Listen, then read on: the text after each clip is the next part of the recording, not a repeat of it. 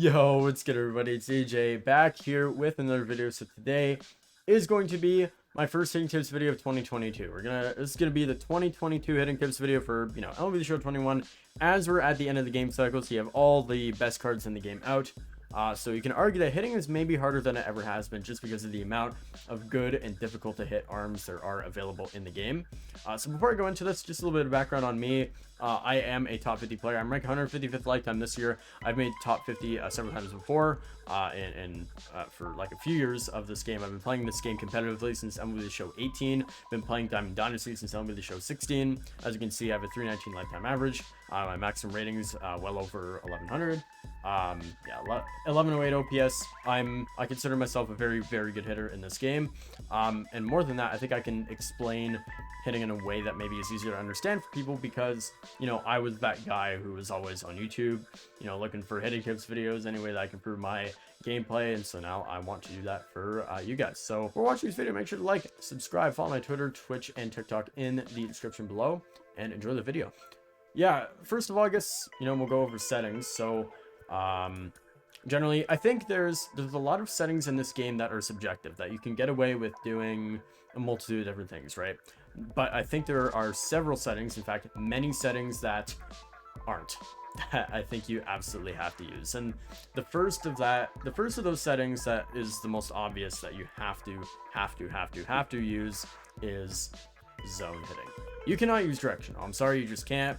I've people who I know who've made World Series using directional. I don't know how. You're never gonna hit with that.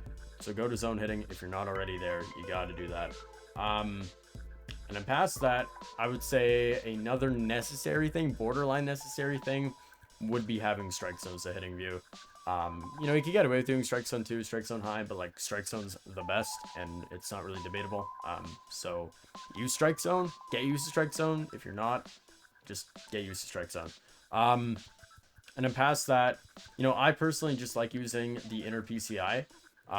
So I just use circles, yellow 60%. This stuff's just preference mostly, but I prefer having kind of a center, because I feel that I can more accurately point it to the baseball. Whereas if I'm using a PCI that's maybe got like more of like an outside without a center, or the center's bigger, or there's just no center, I don't feel like I can be as accurate. So I definitely recommend using just center. But if you really need the bigger PCI, then I would still use the center, but then also you can play around with inner and outer. I've never really liked the inner PCI personally. I prefer outer. If I'm gonna have a PCI that like goes like this, I'd rather have something that's bigger, personally. But again, this is all preference, but I would definitely recommend using a center in your PCI. All right, so now I'm gonna get into actual hitting. I've enlisted in the help of my friend J-Bus, who, by the way, is also a streamer on Twitch, so make sure to go check him out. I'll put his link in the description below. But yeah, I'm gonna demonstrate some things. All right, I'm gonna show general PCI movement technique now. So as you can see here, he's gonna have Jake Arrieta is the third. I did demonstrate some stuff in the first 2 innings that will be shown later in this video, but just generally with the PCI movement, mostly it is natural. This is what's natural to me. I like to do this. I like to move it around. I like to keep it up and in here and swing. Again, all of this is preference. Personally, I recommend moving your PCI a lot before the pitch, just to keep your thumb loose. I think if you have it stationary, it can be a bad idea. From there, the only thing I really have to recommend is to move it around at the beginning before the pitch, and then just try to be loose with it. Try not to jam too much. So, as I have something called the precision ring. So, I'll show it on the screen. So as you can see on the controller that I have something called precision rings. So you can get these from Control Freak, and pretty much what they do is they prevent your PCI or your thumbstick from jamming on the corners as much. I also recommend getting Control Freaks, and I definitely recommend getting a monitor. So personally, I have a BenQ monitor. 1ms is the best, gives you the best reaction time, so definitely look into investing into that. They're cheaper than most TVs. Make sure if you do get a precision ring, it should be green. That's the smallest version, and you have to cut it in half, or else outfielders will not run. All right, so facing Felix Hernandez. So definitely my recommendation with Felix is you have to realize that Felix Hernandez is a tunneling pitcher. He's going to throw his sinker inside, and he's going to throw his cutters outside.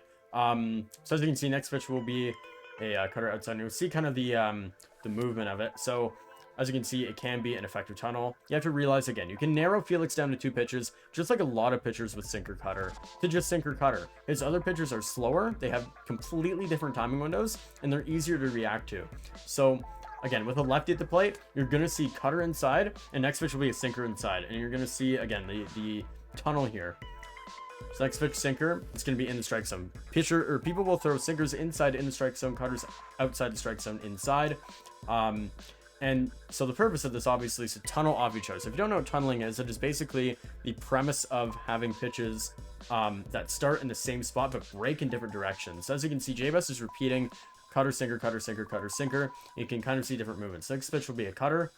It'll be off the plate inside. And so again, my recommendation with pitchers like Felix Hernandez, I think you have to sit outside and react inside. I think if you react inside, I think you become susceptible to the cutter that is inside, because I think if you get too far out in front, it can become an issue. Sit outside and try to react inside. So now with this left-handed batter that I'm gonna have to plate, J-Bus, if you could throw a sinker outside here, you're gonna see kind of like how I look with this, right? So I see sinker outside, I'm able to hit it really, really well to the opposite field.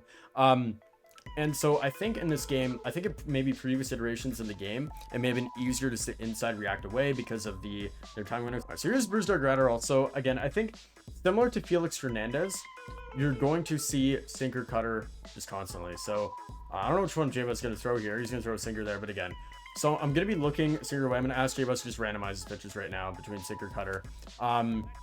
And so again, sitting sinker away and then trying to just lay off that cutter inside.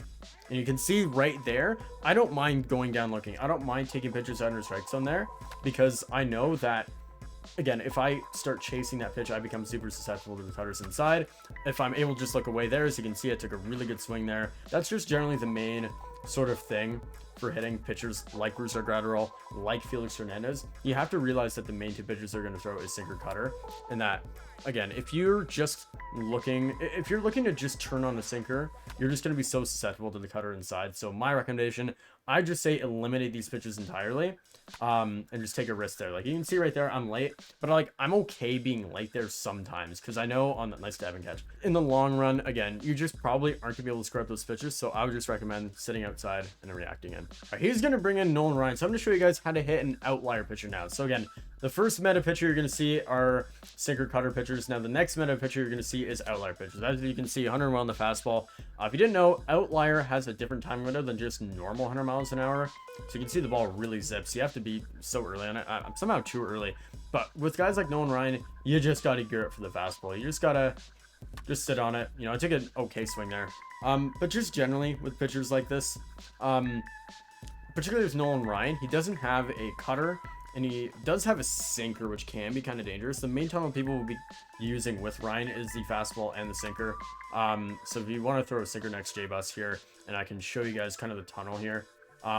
So as you can see, the sinker is significantly slower than the fastball. It'll often get people just super early on it. And as you can see, there's the fastball. And you can see the tunnel there, the sinker that was, started where that fastball is and broke down. And then the fastball coming off of that. Again, you just gotta, these are the dangerous pitches for someone like Nolan Ryan. There we go. We sit on the fastball there. I think you just have to take your chances and sit on fastball and hope that you can hit it. Just generally sit hard, realize that the sinker is going to come occasionally, try to be patient against them. Aaron Loop. Okay, Aaron Loop.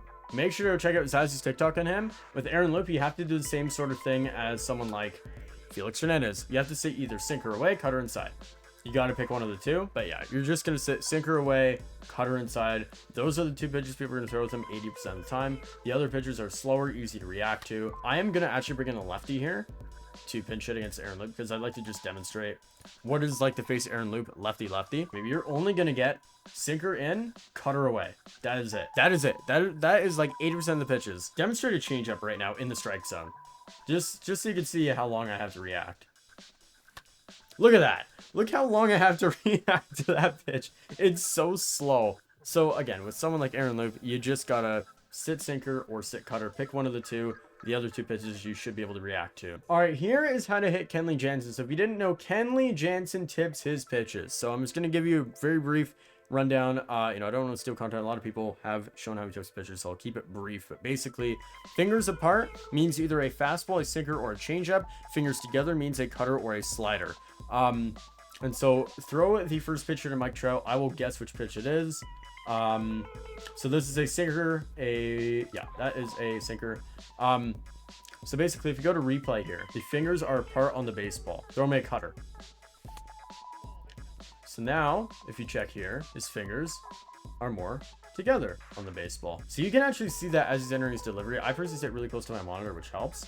But like, for example, this pitch will be a sinker, a changeup, or a fastball. You can see it's a sinker right there. Very, very, very easy to tell if you're like really faced up against your monitor, which I do. And so from there, it's just between, is it a cutter or a slider, or is it a sinker, fastball, or a changeup? So this will be a cutter or a slider. Other than that, with Kenley, I would just recommend with him, try not to get too aggressive with it. I think if you know what pitch is coming, it can make you have a tendency to get too aggressive. So I think that covers pretty much everything. Again, if you guys have any questions, make sure to let me know in the comments below. I'm happy to answer any of them. Maybe make a future video on one of them if you guys are so inclined.